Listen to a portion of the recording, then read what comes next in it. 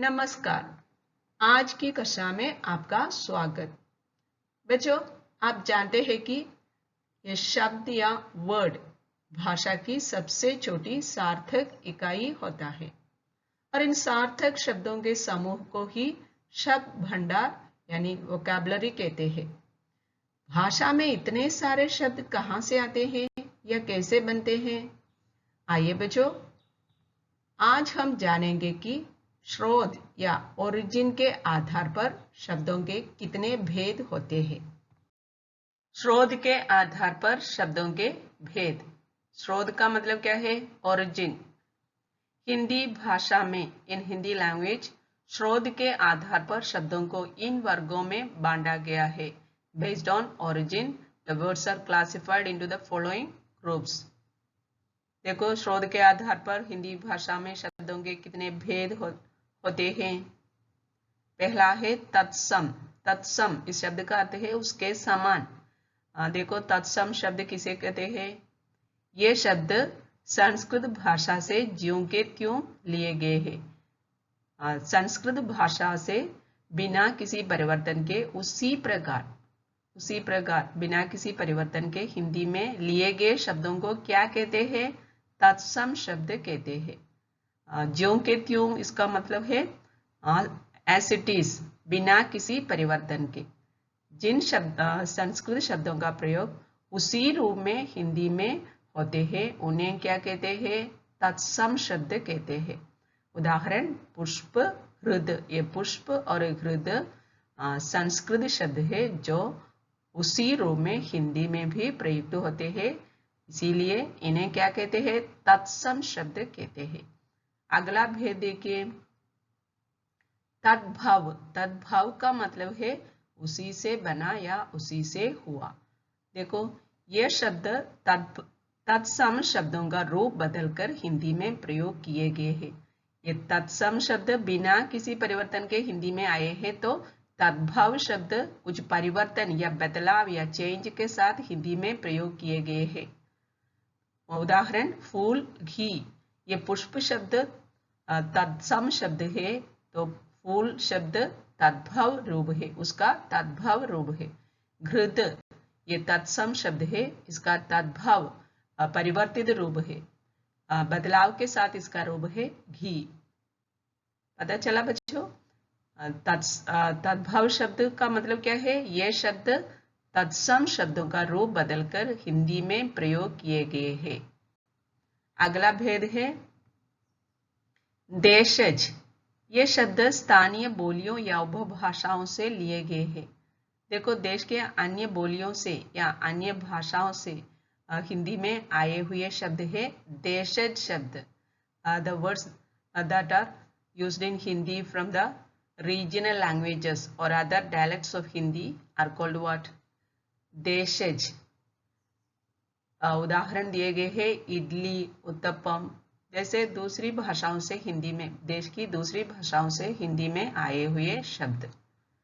अगला भेद है विदेशी।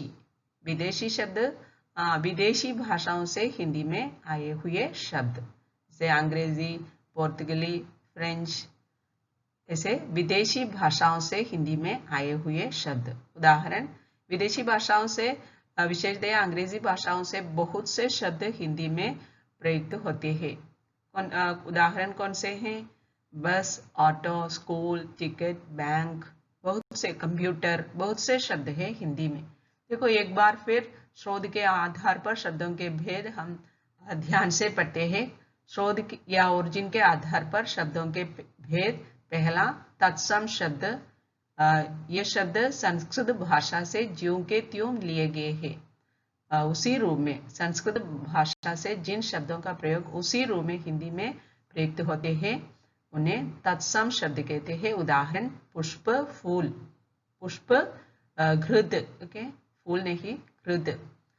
तद्भव ये शब्द तत्सम शब्दों का रूप बदलकर हिंदी में प्रयोग किए गए, जैसे फूल, घी।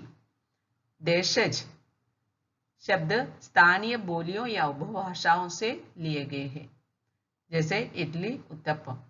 विदेशी ये शब्द विदेशी भाषाओं से आए हैं। जैसे बस, ऑटो, स्कूल, टिकट, बैंक आदि। बच्चों अब हम देखते हैं कुछ तत्सम शब्द और उनके तद्भव रूप। तत्सम शब्द और तद्भव शब्द। तत्सम का मतलब क्या है? जो शब्द संस्कृत भाषा से उसी प्रकार बिना किसी परिवर्तन के या विदाउट एनी चेंज उसी प्रकार हिंदी में जिन शब्दों का प्रयोग होता है उन्हें क्या कहते हैं? तत्सम शब्द कहते हैं।